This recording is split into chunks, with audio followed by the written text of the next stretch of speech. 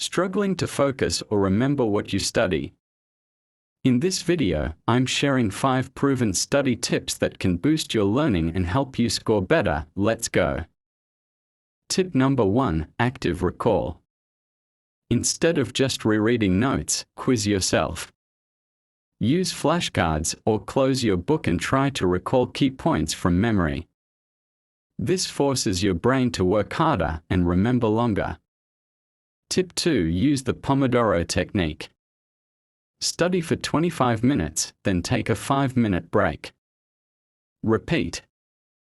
It keeps your brain fresh and helps avoid burnout.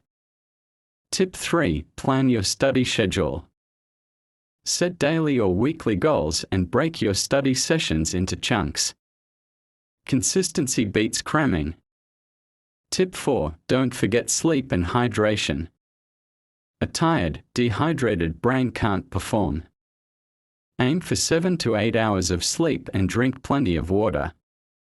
And finally, tip 5, eliminate distractions. Put your phone on airplane mode or use apps like Forest or Focus Keeper.